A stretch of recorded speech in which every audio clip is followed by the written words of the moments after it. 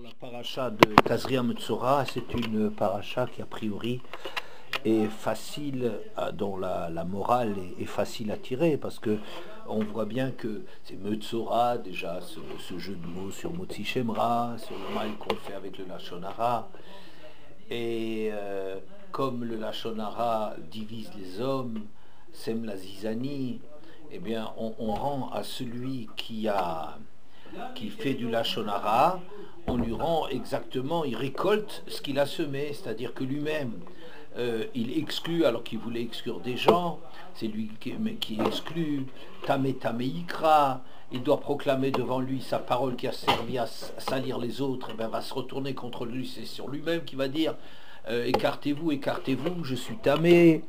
Badad Yeshev Michutz Lamachane, il devra demeurer à l'extérieur du camp, ça veut dire puisqu'il a exclu des gens de la société, ben, c'est exactement, on lui fait exactement. Il y a beaucoup, ensuite sa femme Yaté, il devra pas ouvrir la bouche, sa femme c'est comme Safa, et Safa on dit Sfataim normalement parce qu'il y a deux lèvres, oui, mais lui le Metzora il devra se taire sur la bouche, avoir une bouche fermée. Ça veut dire, quand tu ouvres ta bouche, si c'est pour dire du mal, ça on n'a pas besoin, dégage, et tais-toi. Ouais. Donc on lui redit exactement ce que lui il a fait comme tort, lui reproduit. Ouais. Ses habits sont déchirés, sa coiffure est relâchée. Aussi, lui, parce qu'il a donné comme ça une mauvaise vision de la société, il a cassé quelque chose dans l'harmonie du clan d'Israël, ben c'est exactement, il récolte évidemment ce qu'il a fait. Ouais, c'est très clair. Dans le tikkun aussi, quand on est en train de lui permettre de se réhabiliter, de réintégrer la société, c'est aussi quelque chose de très facile à comprendre.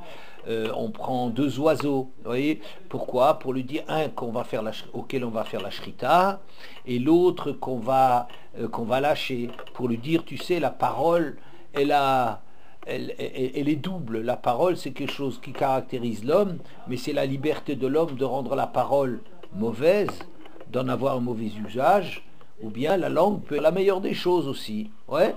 Donc, il y a une parole qui doit être égorgée, c'est celle du pit-pout, le pit-pout des oiseaux. Pourquoi on choisit des oisillons? Parce que les oisillons pépit, pas pépi, pépi, ça veut dire, ils bavardent comme ça, c'est comme les gens, ils font du Lashon Hara. C'est par désœuvrement, c'est la bouche, j'ai une bouche pour parler, alors je sais pas quoi faire, alors la bouche tout seul, elle dit des choses que j'ai pas de maîtrise dessus, comme un oiseau, il pépille, il gazouille, il n'y a rien de contrôlé, il n'y a rien de dirigé.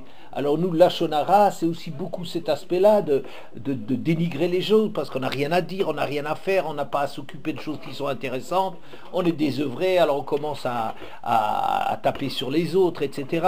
Donc c'est là, il faut qu'il soit égorgé, l'oiseau qui représente ça. Et par contre, il y en a un qu'on doit relâcher, qui doit devenir libre de cela, c'est retrouver une parole libre et qui parle de la grandeur de l'homme. Ouais, c'est normal. Ensuite, on prend sur Maïm Chaim, c'est comme de lui rendre la vie, alors qu'il était comme un Kli Cheres, comme un être d'argile, comme le corps de l'homme qui ne vaut rien par lui-même. S'il n'y a pas une Nishmat Chaim, s'il n'y a pas un Maïm Chaim dedans, quelque chose de vivant, on rappelle à l'homme sa grandeur. Ensuite, le fait qu'on prend un bouquet un Ezov et Erez, Ezov et Shnitolat, c'est d'Irachi pour dire que toi tu as été orgueilleux comme le cèdre du Liban, le Erez Balvanon, et maintenant rabaisse-toi, rends-toi compte que cette espèce d'orgueil, de gasoutaroir, cette grossièreté que tu as dans la façon d'imaginer que tu es le seul qui existe et que tu peux dire ce que tu veux et que le monde tourne exclusivement autour de toi, ben c'est quelque chose de mauvais. Alors il faut mettre ça ensemble avec le Izov. Je vous ai dit que l'Izov c'est un petit buisson insignifiant entre les pierres et tout ça. Oui, ben fais-toi petit, hein, apprends le moussard un peu. Oui, bon, vous voyez que c'est très facile a priori de sortir du moussard de cette paracha. Ouais, bien, tout va bien, tout cadre, ça baigne, voilà. Et donc, en deux mots, on montre au Metzora le mal qu'il a fait, et quand après la période où on verra le développement de la tsara, de cette lèpre que lui a mis sur la société, comme si ça le ronge lui, une fois que ça sera fini cette période, il sera déclaré pur et il pourra retrouver sa place d'origine, retrouver la place dans la société. Ça semble très simple. Il y a une chose a priori qui me dérange, c'est que on dit que le Metzora, il ne peut guérir que sur la parole du Kohen. D'accord? Alors, la Mishnah, dans le 3e Pérec de Negaïm, il y a tout un Pérec dans la Mishnah qui s'appelle Nega. Qu'est-ce que c'est Nega? Les plaies, voilà, ça parle de la lèpre. Alors, au début du 3e Pérec, pratiquement, Hakol que Shirim Lirot et Angaïm, n'importe quel Kohen est habilité à vérifier, à voir, à faire le diagnostic de ses plaies. Et là, Shatoum Avata Rabbi des Kohen. Mais, même si d'autres à côté de lui pourraient l'aider, mais le fait de rendre impur ou pur, ça c'est le Kohen qui doit, c'est au main du Kohen. Omrimlo, on lui dira à ce Kohen, est mort tamé, dit que cette personne-là, elle est impure, vous Omer tamé, et lui il redit. Est mort tahor, dit tahor, dit que cette personne elle est guérie, vous Omer tahor. De quoi parle-t-on? On dit ici que le diagnostic, c'est-à-dire d'arriver à connaître quel est le nom des plaies, où est-ce qu'on en est dans le processus de guérison, ou au contraire dans l'amplification de la propagation de la maladie, n'a pas besoin nécessairement d'être faite par un Kohen. Le Kohen n'est pas le médecin, c'est pas le Talmid Chacham. On pourrait avoir un grand Talmid Chacham qui s'y connaît beaucoup mieux que le Kohen et qui lui va examiner, c'est peut-être un appel à Kol Ksherim, que quelqu'un d'autre que le Kohen peut aller voir où est-ce qu'on en est le Metzora dans son processus. Mais attention, Atuma Vatara bide Kohen. Pour dire que cette personne elle est pure ou impure, ça dépend du Kohen. Ça veut dire que même si le Kohen n'est pas très fort, c'est ce qu'on appelle choté, dit le Barthénora, le commentaire de la Mishnah, il dit même si ce Kohen est choté, alors Tosfot Yom Tov dit c'est pas qu'il est. Qu'est-ce que ça veut dire choté? Hein? Apache lishtot avec un tête, pas un tav. Voilà, même si ce Kohen il est borné, il est débile, oui, c'est quand même à lui de dire pur et impur, guéri ou malade. Ouais, c'est à lui de lui que ça. Alors le Tosefet Yom Tov dit non, c'est pas qu'il est qu'on prend un débile, qu'un Kohen il suffit qu'il dise quelque chose comme un perroquet. Il faut que ça soit quelqu'un qu'on appelle débile par opposition, un choté par rapport à un Talmid Chacham qui domine la Sugya, qui domine son sujet, qui connaît très très bien les choses. Lui par rapport à ça, même s'il est nul par rapport à ça, mais il faut quand même que ce Talmid Chacham lui explique pourquoi on est dans une situation où ce malade est guéri, ou bien où il continue sa maladie, ou il développe de la maladie. D'accord? Alors, par rapport à ça, on l'appelle choté. Mais c'est quand même au Kohen de se prononcer. On va dire, on lui explique, on dit, voilà, regarde, cette personne-là, regarde, elle a un poil qui a blanchi, etc., sur la peau, qui truc, ben là, on lui explique, voilà. Tu comprends? On dit, oui, alors cette personne, elle est tméa, dit tamé. C'est le Kohen de dire tamé. Oui, même, ça va même plus loin, dans le 12e Pérec de Negaïm, on dit comment ça se passait, par exemple, dans la plaie de la maison. Quelqu'un qui a vu une plaie, un début de plaie dans sa maison. La maison est attaquée. Alors, même si le propriétaire de cette maison, c'est un grand Talmid Chacham, qui sait exactement que cette maison, elle est interdite, enfin qu'elle a été touchée par la lèpre, il ne doit pas aller chez le Kohen en disant « j'ai la lèpre chez moi à la maison ». Il viendra dire « que nega nirali babaït ». c'est comme une plaie, j'ai l'impression, quelque chose qui ressemble à du négat, à cette plaie dans la maison. Et c'est pas lui de dire, il ne doit pas dire c'est une plaie. C'est pas à lui de le dire, c'est au Kohen. Alors, là-dessus, ça me pose problème. C'est-à-dire que on comprenne que ce n'est pas le diagnostic qui est important, mais la parole. Ça, on peut comprendre ça. Un médecin, le problème, c'est juste le diagnostic, n'est-ce pas, qu'il arrive à détecter de quoi tu es malade. C'est pas la parole du médecin, il n'y a pas une parole officielle du médecin. Il donne une ordonnance, tu vas chez le pharmacien, tu achètes tes médicaments. L'essentiel, c'est qu'il arrive à détecter exactement où tu en es. Ici, il ne suffit pas que le Kohen, s'il est calé, ou un Talmid Chacham, ils nous disent que cette personne elle est Tmea ou Tehora. C'est pas ça qui est suffisant. Il faut prononcer un verdict. Il faut que le Kohen déclare pur ou impur. Vous voyez? Et même quelqu'un qui saurait qu'on est en présence de la paix, de la décréter. C'est pas à lui de le dire. Il faut que le Kohen parle. Alors que ce soit la parole. Rachel, pourquoi tu penses qu'il faut que ce soit la parole du Kohen, enfin la parole, une parole qui rend pur ou impur? Pourquoi tu crois? Peut-être parce que la parole c'est créatif. Parce que la parole, C'est créatrice. c'est créatif. Hein? Créatrice. Elle est créatrice. Oui, peut-être, oui, c'est bien, c'est bien. Bien, dites ça. Ah mais parce que c'est par la parole qu'il a appelé. Oh! Puisque c'est la parole, la force de la parole qui a été mal contrôlée, qui n'a pas été maîtrisée chez lui, alors on va lui faire le moussard. Tu vois, la parole, c'est la parole qui a de l'effet. Regarde comme une parole elle peut te rendre pur ou impur. C'est pas le diagnostic, c'est pas de voir où tu en es, c'est la parole qui te rend pur ou impur. Tu vois comme c'est important la parole? Ça fait encore partie du moussard qu'on fait au Metzora.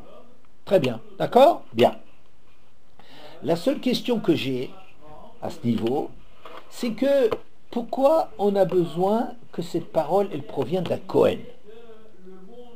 D'accord que tu dis ici c'est spécial, c'est pas que faire l'état des lieux, le bilan, ça suffit pas. Il faut le proclamer, que la personne elle devient pure ou impure parce qu'on a proclamé ça, parce qu'on a créé ça, créatrice, la parole elle a créé du Issour ou du Éther. D'accord? Ok, ça c'est bien. Mais pourquoi il faut que ça vienne d'un Kohen? Vous comprenez? Le moussard il est là. Il faut une parole, il ne suffit pas d'avoir vu que cette personne a les simanim de la Tahara ou de la Touma, ça suffit pas, il faut qu'on le dise. Ok, on le dit, mais n'importe qui pourrait le dire. Le Talmid Chacham qui a vu où on en est, il devrait dire, dans ma maison, il y a Tzarat. Non, c'est pas à lui de le dire. Vous voyez pourquoi on confie le bilan, le verdict, le jugement, on le confie à un Kohen. D'accord? C'est ça, a priori, l'objet de mon cours. Qu'est-ce que le Kohen a de spécial par rapport à la parole qui va rendre Tahor ou Tamé. D'accord? C'est ça mon problème. Alors, il y a une Gemara dans Sanhedrin, Vavamutbet, qui dit comme ça, que Moshe et Aaron avaient un rôle différent, ou avaient des caractéristiques différentes. Moshe, c'était un Dayan. Moshe, il dit les choses. Il est Kadin et Tahar. Moshe, il dit la parole, la vérité. Il doit dire la vérité sur une situation, que ça plaise ou ça plaise pas, et que cette parole-là, elle tranche la montagne, transperce la montagne. Yikov qui fasse un trou, qui creuse, qui transperce la montagne, même s'il y a une difficulté énorme, il faudrait commencer à négocier, le type que tu veux juger est un type puissant. Ouais? Non, le din, c'est le din. Que ça plaise ou ça plaise pas, ça c'est Moshe. Moshe Rabbeinu, c'était quelqu'un qui était extrêmement fort pour affirmer la vérité d'une situation. Tu es chayav, tu es chayav. Ah, tu es un type puissant, j'en ai rien à faire. Tu pourras me faire du mal derrière, j'en ai rien à faire. Kamishpat Elokimu. Le jugement, c'est devant Hachem que ça se passe. Et tu dois avoir conscience, toi le juge, que tu n'es que le représentant d'Hachem, et tu ne dois pas à titre personnel trembler devant la puissance ou. D'accord? Aaron, Mida Acheret Haitabo. La Gemara continue. Mais Aaron, c'est autre chose. Il avait un autre, comment vous allez traduire Mida Acheret? Pardon, fort? Une autre Mida. Une autre Mida, oui, c'était Mida qui m'intéressait. Une autre qualité. Une autre qualité, une autre caractéristique peut-être. Hein? Lui, il avait une autre caractéristique. Shehu Rodef Shalom, Oev Shalom, Vorodef Shalom. C'est quelqu'un qui cherche la paix. D'accord? Et là-bas, la Gemara, elle développe un sujet très intéressant. Est-ce que, vous savez, parfois dire la vérité, toute la vérité, peut faire du mal, ne fait pas avancer les choses. Vous voyez? On croit souvent que quand on est jeune, on imagine, dis-moi ce que tu penses de moi, ça me permettrait de m'améliorer. S'il y a des choses que tu as à me reprocher, dis-le-moi clairement. Ouais? Mais parfois on se rend compte que les gens, ils peuvent dire des choses qui nous touchent très profondément et qui nous marquent pour toujours, ou très longuement, qui nous font un tort terrible. C'est-à-dire, la vérité, elle n'est pas toujours bonne à dire. La vérité, c'est compliqué. C'est vrai que la vérité, c'est formidable. Si je peux dire les choses telles qu'elles sont, Matov, c'est tellement bien, ça veut dire formidable. Le bonhomme, il a entendu, il est chayav, il est coupable, et il va essayer de réparer ce qu'il a fait. Il doit réparer. C'est très clair. Mais parfois, quand on énonce des choses, des jugements, la personne, elle est frustrée, elle se sent ridicule, elle se sent rabaissée, elle ne comprend pas bien. Par exemple, quelqu'un de pauvre qui va être condamné, alors il va peut-être pas accepter ce jugement, il va dire oui, c'est parce que je suis un pauvre et que face à moi j'ai un Seigneur, il est puissant. Alors ça lui servira pas, ça lui fera du tort parce que ça le confortera même, ça le confirmera dans l'image qu'il a que c'est un persécuté, ou bien, etc., ou un type qui a des complexes. Un type qui a des complexes et qui a tort. Oui? Mais déjà, c'est une personne qui est déjà tellement complexée. Yaroud, elle est déjà tellement descendue à ses propres yeux que tu vas encore lui faire une remarque. C'est compliqué.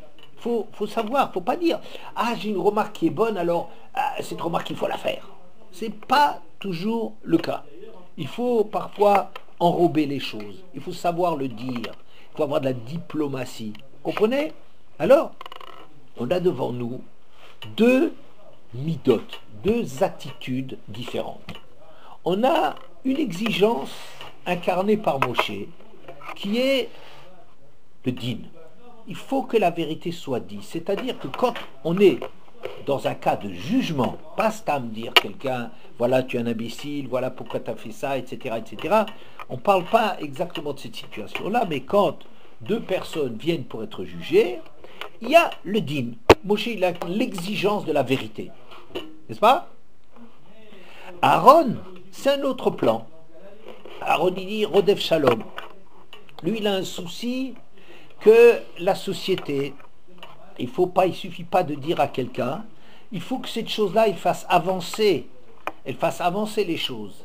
Et parfois, on arrive à négocier les choses, à dire des choses. Tu vois, par exemple, quelqu'un qui est puissant contre quelqu'un de pauvre, oui, alors on peut dire, ah, écoute, toi, le juge, tu es le messager d'Hachem, tu es l'émissaire d'Hachem, tu représentes Hachem, tu dois dire les choses, un point barre. Ouais. Parfois, c'est pas si simple, parce que le puissant, ça l'encourage dans sa brutalité, le faible, il continuera à être racketté, Oui, c'est compliqué comme situation. Alors, il y a une autre façon de faire qui viendrait plutôt du côté de Aaron, qui est de faire la pshara. La pshara, est-ce que vous connaissez le mot pshara? Un arrangement? Un arrangement, très très bien. Un compromis, un arrangement. Un arrangement, c'est quoi? C'est de dire, bon, écoute, chacun il fait une partie du chemin. Ouais, je veux pas dire exactement toute la vérité parce que c'est trop blessant ou ça fait trop de mal, parce on peut faire ce qu'on appelle les dommages collatéraux, on peut faire énormément du mal à quelqu'un en prétendant lui dire juste la vérité et un jugement.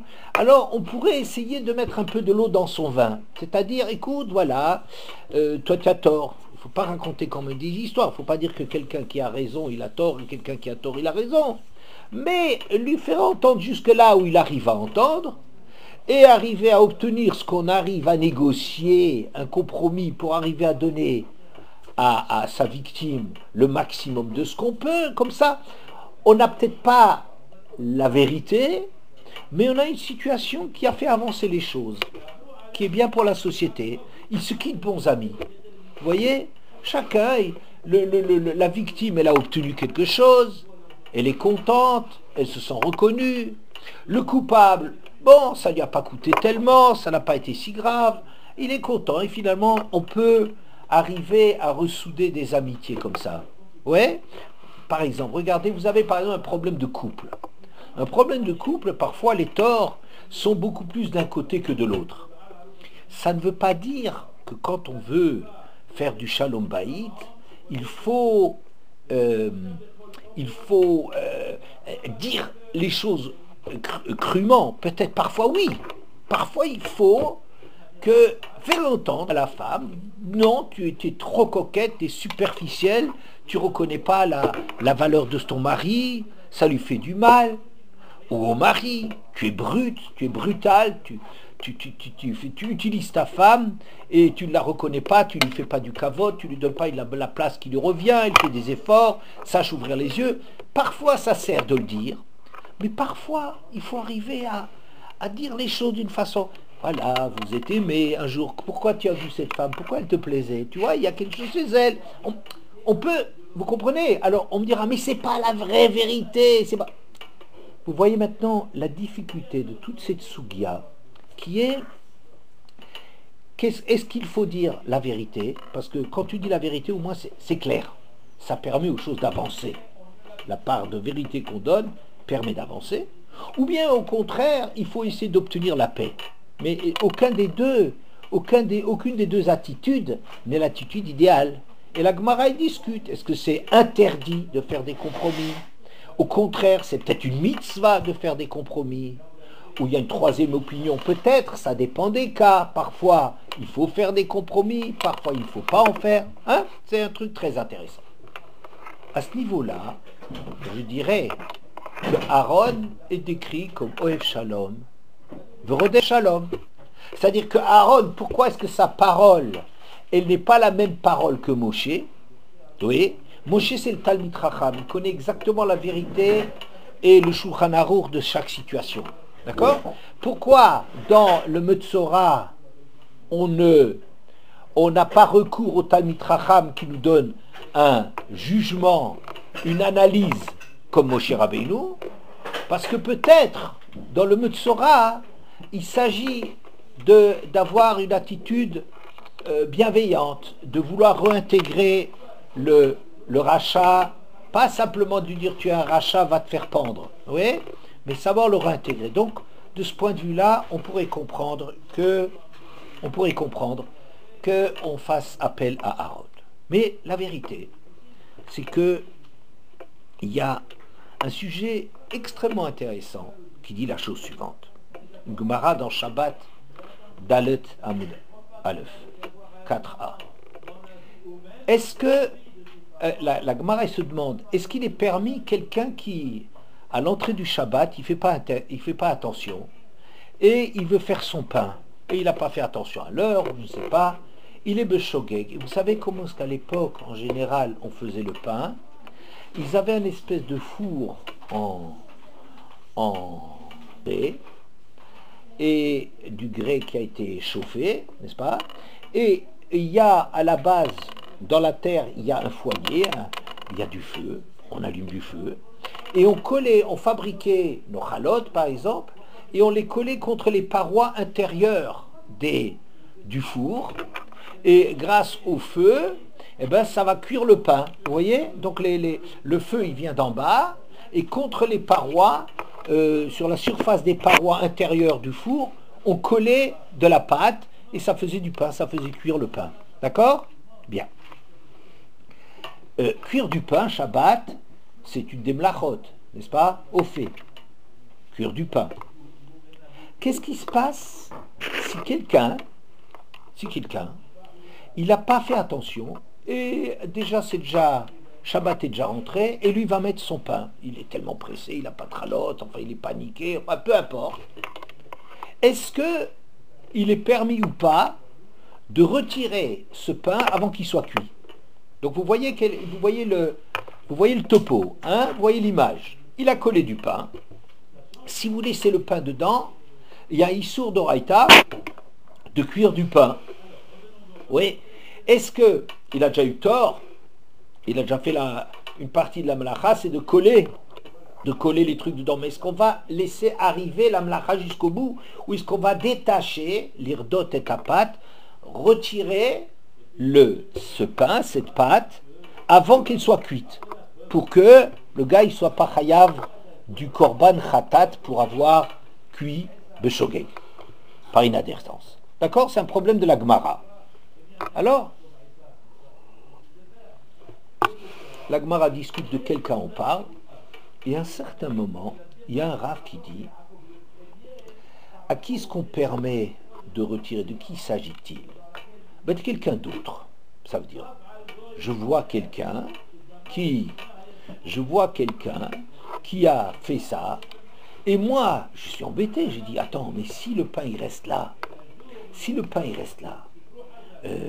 le pauvre, il va transgresser le issour, il devra apporter un korban, ouais. Est-ce que j'ai le droit de me mêler de cette histoire? D'accord? Alors la Gemara, elle n'est pas d'accord avec... Alors, elle dit, non, c'est pas ça le problème de savoir est-ce que tu dis à quelqu'un, vas-y, s'il venait demander au tribunal, ou un Rav, il demande au Bédine, ou il demande à un Rav, est-ce que j'ai le droit maintenant, je ne peux pas laisser le pain là, dans 5 minutes, ce pain, il est cuit. Alors le pauvre qui a fait ça, Beshogeg, il a fauté. Est-ce que je peux le retirer avant?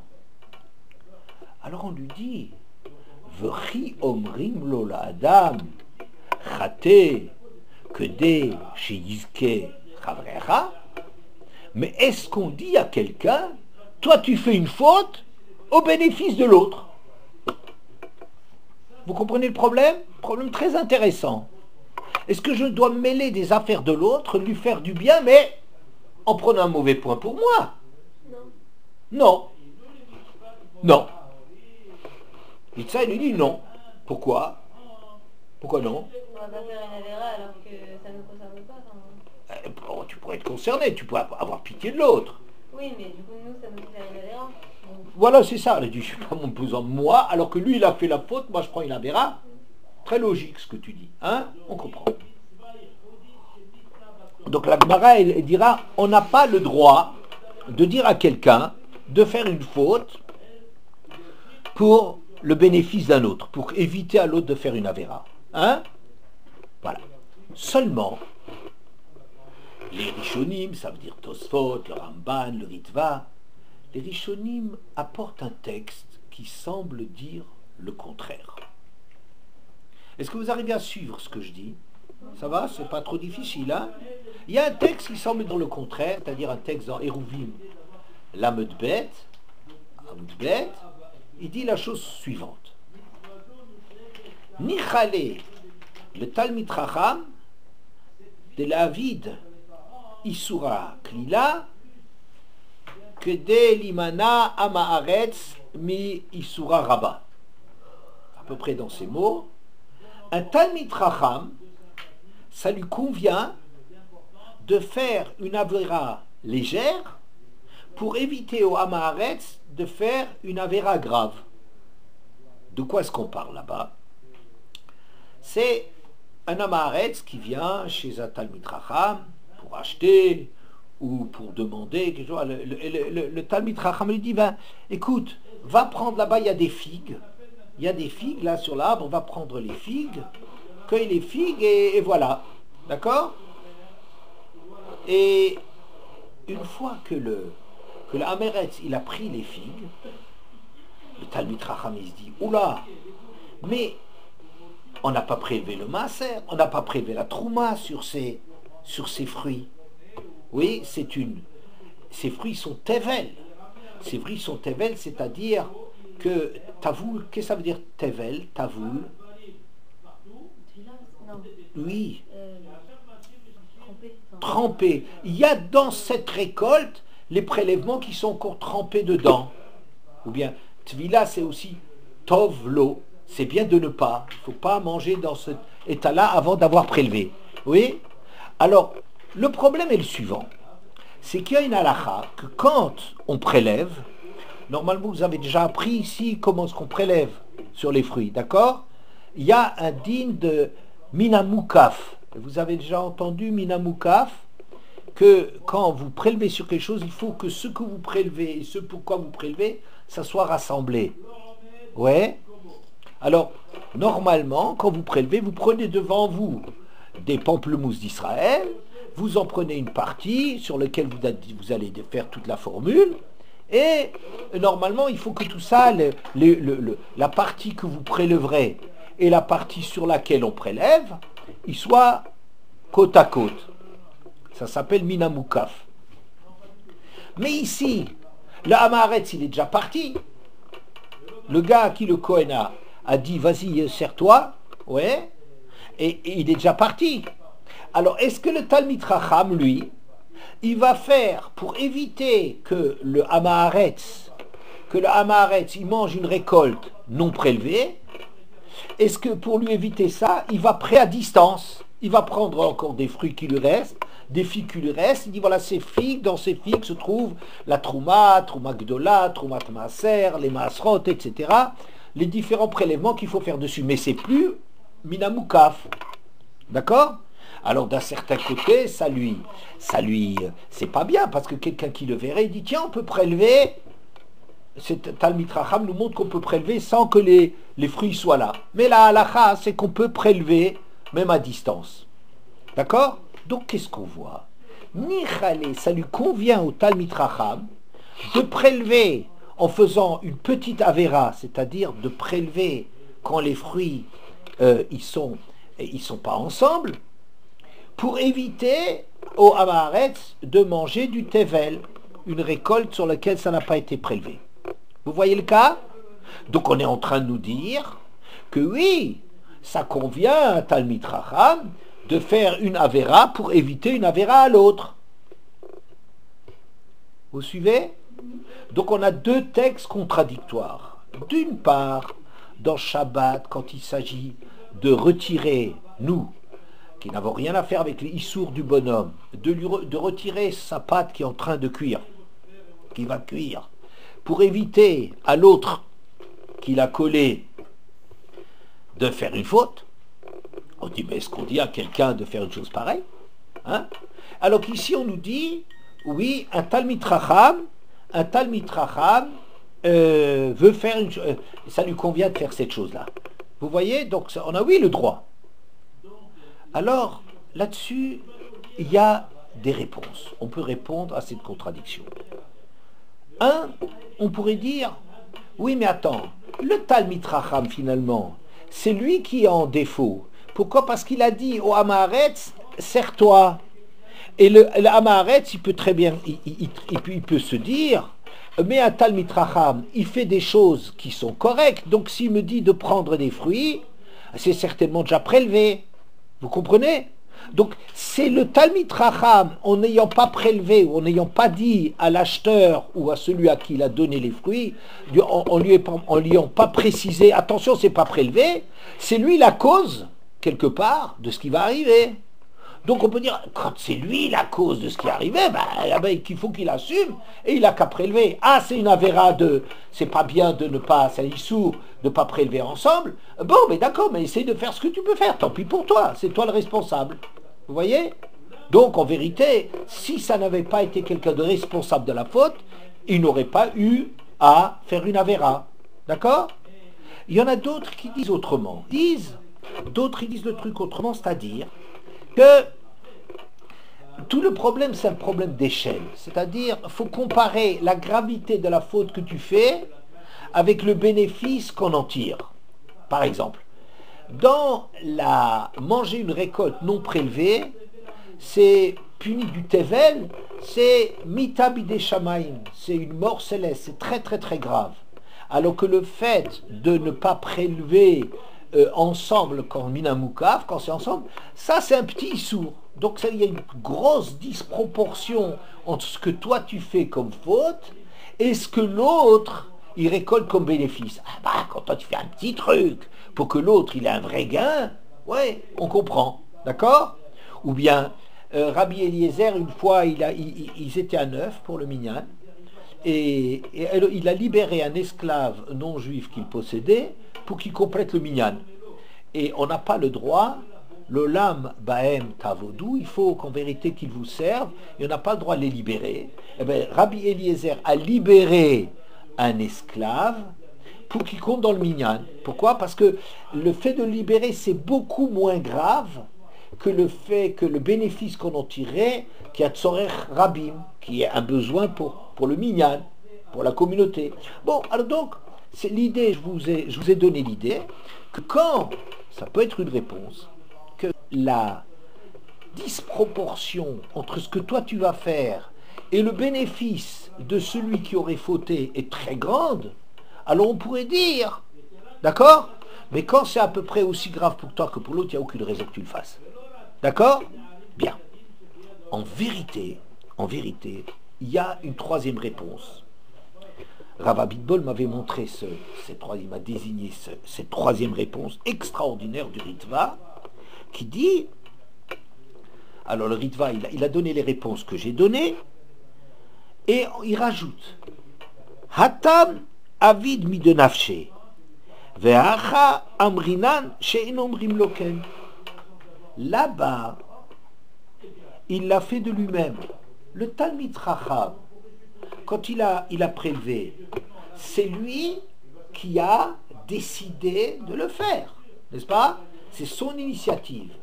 Ici, on dit, écoutez ça bien, V'chi omrim lo, est-ce qu'on peut dire à quelqu'un, Chate que deshiske chavercha, faute pour que l'autre, ça lui fasse du srout, pour qu'il ne faute pas. Alors le Ritva dit, ce qu'on dit, c'est que je n'ai pas le droit de lui dire, je n'ai pas à lui dire, s'il le fait tout seul, comme ce Talmid Chacham, parce qu'il se sent responsable ou pas responsable, ou peu importe, si c'est quelqu'un qui se dit, moi je suis concerné par ce que l'autre fait, ça lui fait quelque chose, oui?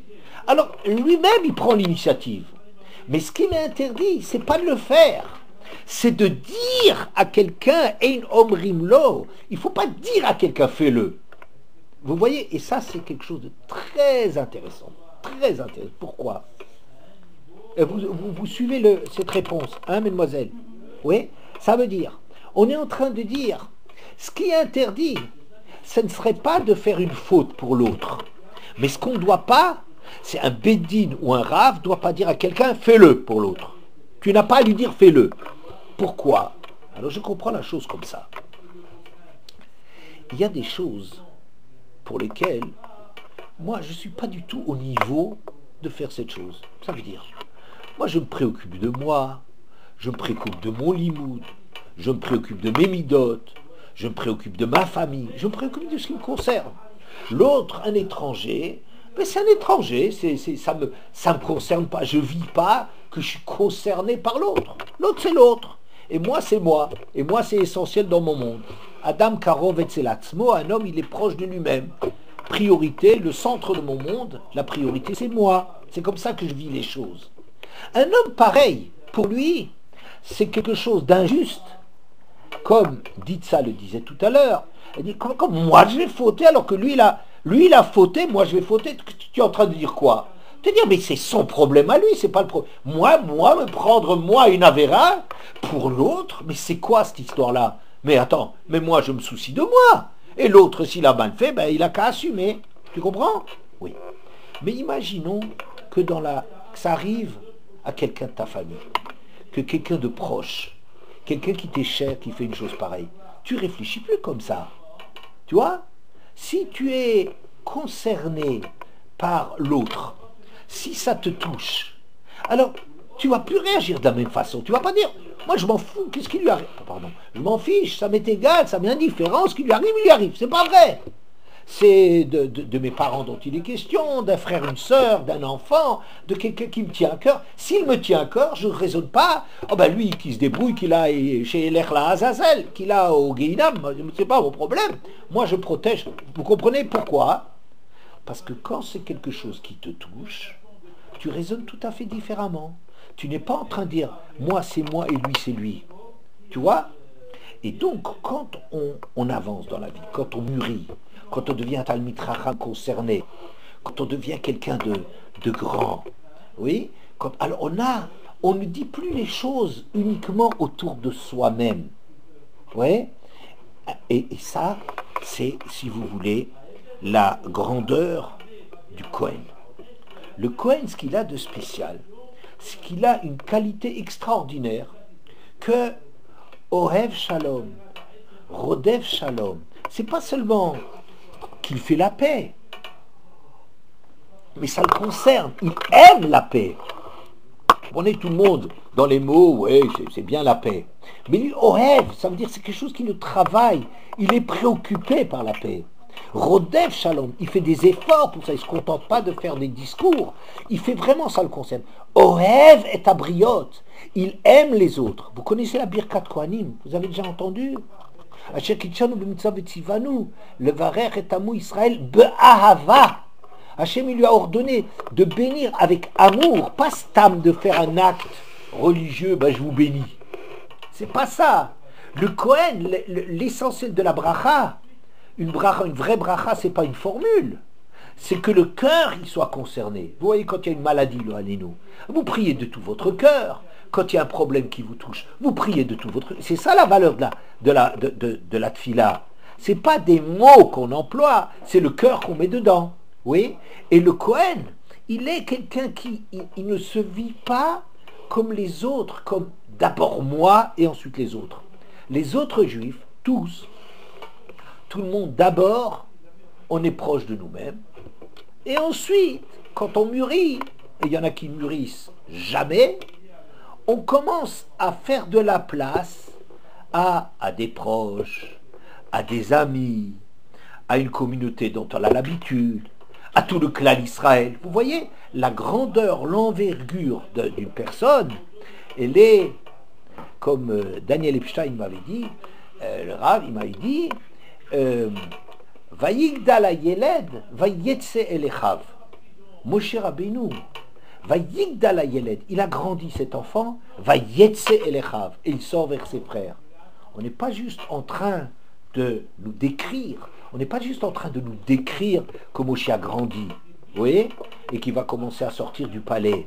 Non, il a grandi, ça veut dire, vayetse elechav. Qu'une personne ait grandi, ça veut dire qu'elle se sent concernée par les souffrances ou les joies d'autrui. Ouais.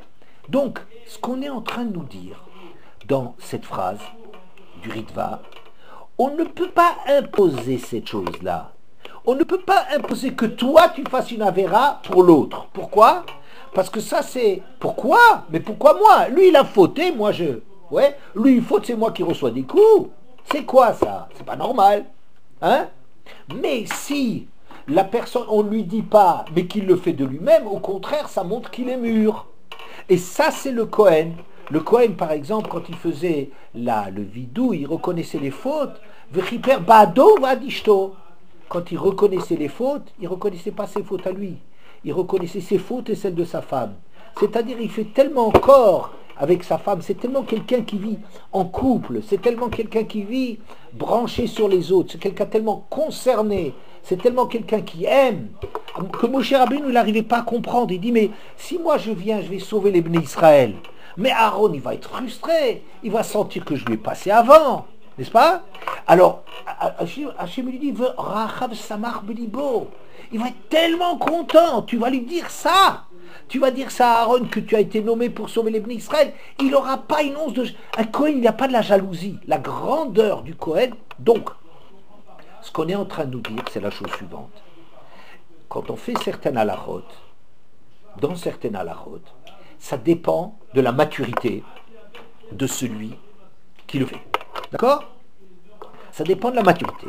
Si tu n'es pas mûr, il ne faut pas faire contre ce que tu ressens. On ne te demande pas. C'est vrai. Si c'est lui qui a fauté, c'est pas à moi de faire des fautes, à faire un issou. D'accord? Si tu n'es pas mûr pour ça, effectivement, tu te comportes au niveau où tu ressens les choses. Mais si tu es assez mûr, alors tu vas faire des choses que tu vis comme ça. Mais on ne te dira pas, on ne te forcera pas la main pour ça. Vous avez compris? Maintenant, je continue. Et ça, donc, avec ça, je dis que Aaron, il avait les Kohanim, ont quelque chose de spécial, c'est que quand eux, ils vont donner une parole, c'est une parole ba'ava. Oui? Ohev et abriot. Ohev et achot. C'est quelqu'un qui a un regard généreux. C'est quelqu'un qui n'est pas replié, qui n'est pas étriqué comme personne. C'est une personne large, qui a de l'envergure. Ça, c'est Aaron. C'est pas la même part. Vous comprenez? La parole de quelqu'un qui juge, comme Moshe, Yikov Adin et Tahar, c'est pas la parole d'Aaron. Comme un juge, peut-être il faut dire la vérité, rien que la vérité, et savoir qu'on est investi par Hachem de dire la vérité, peut-être. Mais ce qui est sûr, c'est qu'il y a une autre parole, une Mida Acheret, qu'on trouve chez Aaron. C'est pour ça qu'Aaron, il a le droit à la parole. Vous avez compris? Il ne s'agit pas de dire pur et impur. Il s'agit de souffrir s'il est impur et d'être heureux quand il est pur. De mettre quelque chose là derrière. D'accord? Je continue un peu. Il y a une Gemara qui dit, c'est dans Yevamot Samché, il dit Gadol HaShalom, chez Moutar le Shanot Mipnei HaShalom. La paix, c'est une grande chose, et on peut même changer la vérité, mentir pour la paix. Par exemple, quand Yaakov est mort, les frères vont chez Moshe et ils se disent, chez Yosef, pardon, et ils disent maintenant peut-être Yosef, maintenant que le père n'est plus là, il va nous punir pour le mal qu'on lui a fait.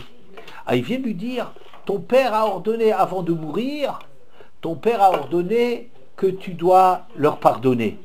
Ouais, c'était évident que Yaakov, il savait bien que jamais Yaakov n'aurait soupçonné que Yosef va se venger. Mais les frères, étant donné qu'ils se sentent coupables de quelque chose dans cette affaire, quand on se sent coupable, alors on imagine toujours le monde extérieur qui renvoie la même image qu'on a de nous-mêmes. D'accord? Et les frères, ils se sentent coupables, ils ont changé. Ils ont raconté un truc qui n'était pas. Pourquoi? Pour arranger les choses. Il y en a qui disent même plus. Ils disent mitzvah le shanot.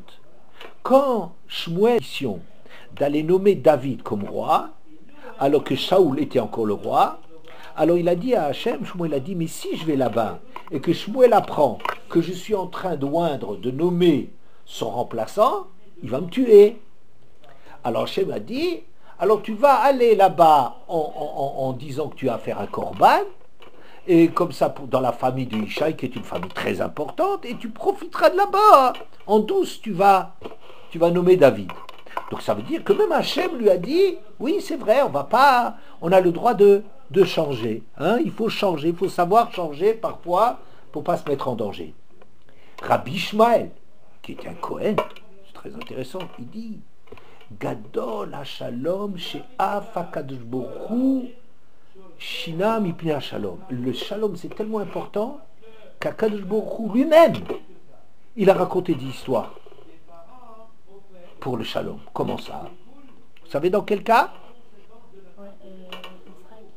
Non, c'est vrai. Quand pour lui dire que Israël... Non. Quand les malachim sont venus annoncer la naissance de Yitzhak, Sarah a dit Achare veloti atali edna, je suis déjà usé et je vais de nouveau avoir la possibilité de mettre au monde. Va Adoni Zaken, et Avram il est vieux, mon maître il est vieux. Et Hachem il a dit Lama tsachaka Sarah, pourquoi Sarah elle n'a pas cru parce qu'elle dit qu'elle était vieille, mais il lui a pas dit, elle a dit de son mari qu'il était vieux.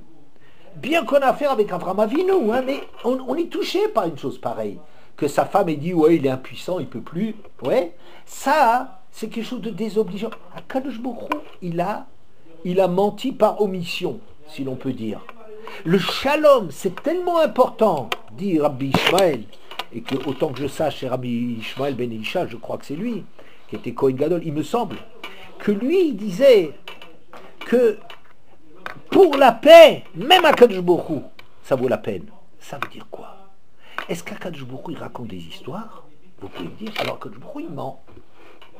Il ment. Hein? Vous êtes Rachel, tu vois qu'Akadosh Baruch Hu, il ment. C'est un menteur. Mais c'est pas vrai, on dit Chotamo chez l'Akadosh Baruch Hu Emet. La signature d'Akadosh Baruch Hu, c'est la vérité. C'est pas de la religion qu'on nous demande de faire dans la Torah. C'est la paix, c'est la vérité. La vérité, ce que Akadosh Baruch Hu dit, c'est-à-dire quoi? Qu'il y a deux vérités. Il y a une vérité qui s'appelle une vérité juridique, mathématique. Il y a une vérité qui s'appelle c'est comme ça. Mais il y a une vérité plus profonde. Par exemple, quand Hachem il va sauver les Béné Israël dans Kriyat Yamsouf, c'est injuste. Pourquoi? Parce qu'il va les guerres mieux que les autres. Halalou des Kochavim, Halalou des Glouria, ils sont les mêmes. Les Juifs, ils sont exactement les... À part le folklore, on ne pouvait pas les distinguer des Égyptiens. Alors quoi? On va tuer les Égyptiens et on va sauver les Juifs. Ouais. Alors, et Akadosh Baruch Hu, il va le faire. Pourquoi? Parce qu'Akadosh Baruch Hu, il connaît la profondeur des Bnei Israël et qui sait au fond, il y a une punimiout dans le cœur d'Israël qui n'est pas du tout le cas des Égyptiens. Quand tu juges, et le Dayan et la Machéna, quand tu juges d'après ce qu'on voit. Au visible, c'était la même chose.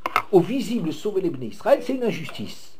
Mais est-ce qu'Akadosh Baruch Hu, qui va les sauver, il fait un mensonge? Ce qu'Akadosh Baruch Hu fait, c'est vrai. Ça veut dire que c'est comme ça que ça doit être. Vous voyez donc, qu'est-ce que je dis? Un point très très important dans ce cours, c'est de comprendre qu'il y a des vérités qui sont vraies à un niveau, mais il n'y a pas que le niveau objectif des choses. Si par exemple, un docteur, il a un secret médical. Hein, il a vu sur une personne qui avait telle et telle maladie. Il n'a pas le droit de dire. Ouais, c'est contre la déontologie, c'est contre les lois morales qui régissent théoriquement la médecine. Quand un avocat, il entend certaines confessions de son client, il n'a pas le droit de le dire. Quand, vous voyez, il y a des choses comme ça dans lesquelles, quand un curé, il entend la confession de quelqu'un, il n'a pas le droit de le dire. C'est vrai, ça. Mais il y a des fois où la situation, elle implique qu'il y a une autre vérité plus profonde de la chose. Si, par exemple, quelqu'un, il entend, sous le sceau du secret, oui, théoriquement, ça doit être gardé, qu'il a affaire avec un criminel, et qu'une personne va se faire accuser d'un crime qu'elle n'a pas fait, alors on pourrait dire, ah ben non, moi j'ai juré que j'irai pas, je révélerai pas. Mais vous comprenez bien que la vérité profonde de cette situation, c'est qu'il y a quelque chose de dramatique qui se passe, qu'à cause du silence que tu gardes, tu es criminel. Tu es complice à ce qu'on va tuer un innocent. Vous comprenez des choses pareilles? Il y a des choses sur lesquelles... Alors donc ça veut dire que la vérité, elle est de différents niveaux. Ouais. Encore, une Gemara. Une Gemara, elle dit comme ça. Un Talmid Chacham, même s'il n'a pas de preuve pour récupérer certains objets, il ne peut pas les décrire parce que ces objets qui sont trop neufs, tu peux le croire. Pourquoi tu peux le croire? Ça c'est une Gemara dans Baba Metzia, Kav Gimel, parce que un Talmid Chacham, c'est quelqu'un qui jamais ne raconte d'histoire pour obtenir quelque chose. Il ne te raconterait pas d'histoire, il ne reconnaît pas le truc, jamais il te dirait que c'est le sien. D'accord? Sauf dans 3 occasions. Sur Masechet, ça veut dire quand on lui demande comment il a étudié, il doit pas dire moi je connais tout le chasse avec les poskim, même si c'est vrai. Il faut avoir de la pudeur là-dedans. Dans des histoires intimes, s'il était avec sa femme et on lui demande des choses là-dessus, il a le droit de raconter des histoires.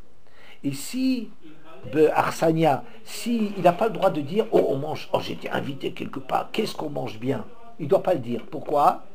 Parce que les gens ils risquent de vouloir se faire inviter là-bas où le Talmid Chacham dit qu'on mange tellement bien, et ça ferait du tort à quelqu'un. Donc vous voyez que bien que le Talmid Chacham dit la vérité, rien que la vérité, au point qu'on peut lui dire que s'il dit c'est comme ça, tu peux vraiment 100% compter là-dessus, il y a des choses où la vérité, elle est de ne pas dire la vérité. Est-ce que vous avez compris ça? Et ça c'est essentiel. Aaron, il est tellement dans la mida de Shalom.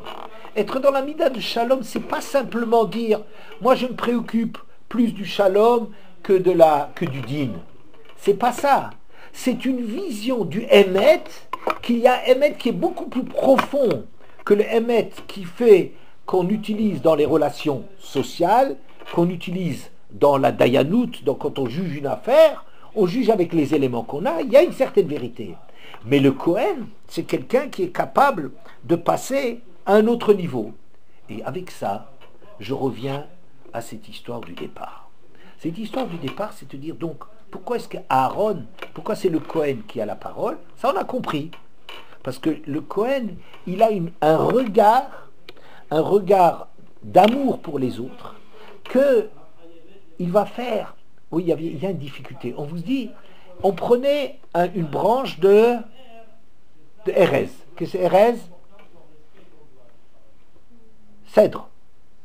Et on l'attachait avec un truc de laine, avec un lachon chez Zorit, avec une je ne sais pas ce que c'est, quelque chose qui a la forme d'une langue, un tissu qui est coloré en couleur écarlate et attaché en même temps que le isov qui est le petit buisson. Alors Rashi, je ne comprends pas très bien, il dit, c'est pour t'apprendre que tu as fauté parce que tu t'es pris pour un cèdre, et bien maintenant apprends que rabaisse-toi jusqu'à l'isov. Oui. Moi je dis, si c'est comme ça, pourquoi on les a attachés ensemble? Si les isov, on lui reproche, mais tu es un orgueilleux, un prétentieux, et c'est pour ça que tu te permets de juger comme ça les gens. Ouais. Alors on devrait jeter l'isov, le Erez, on devrait le brûler, on devrait parler que de l'isov. Ouais. Alors je pense que là il y a un grand ridouche dans notre soubia à cause d'Aaron. La tchouva qu'on essaie d'obtenir de Metzora n'est pas comme on l'a présenté au début, simplement, écoutez, c'est un type, il a été puni pour le mal qu'il a fait, et maintenant on va le réintégrer dans la société. Maintenant il a payé, alors on le remet dans la société. Vous voyez? Est-ce que la tchouva, c'est simplement pardonner, on va effacer la faute qu'il a faite? Est-ce que c'est ça?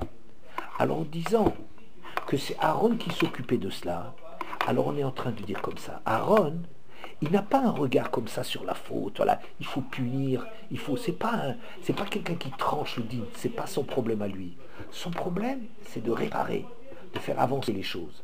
Et quand il voit une personne qui a fauté, parfois, cette personne, c'est vrai qu'elle est prétentieuse, c'est vrai qu'elle a gasoutaroir, elle est grossière, et les autres n'existent pas. C'est pas que des mauvaises bidotes.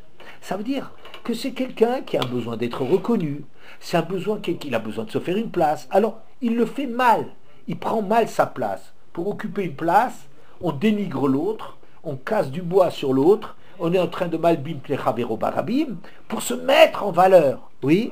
Mais en vérité, ça traduit quelque part un besoin de kavod, un besoin d'exister, il ne suffit pas de dire, voilà, tu as fait une faute, maintenant tais-toi, tu es isolé, mais tu reviens dans le peuple, et puis on n'en parle plus, c'est fini. Non. On prend ce Etz Erez, ça veut dire ce sentiment que la personne est là de compter, d'être importante, et on va l'attacher ensemble avec Tolat. Il faut justement les attacher ensemble.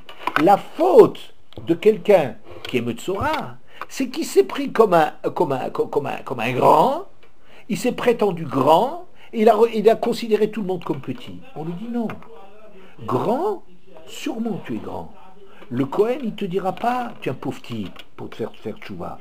Ça, c'est pas le Kohen qui dit une chose pareille. Il te dit, tu es un type important, tu es un type bien. Mais il faut que tu utilises cette grandeur en mettant en même temps, en te rendant compte que tu es comme Isov.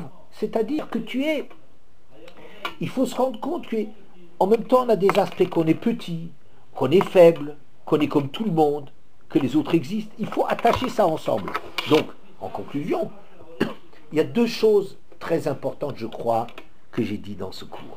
Une chose qui est que pourquoi est-ce qu'on fait appel au Cohen?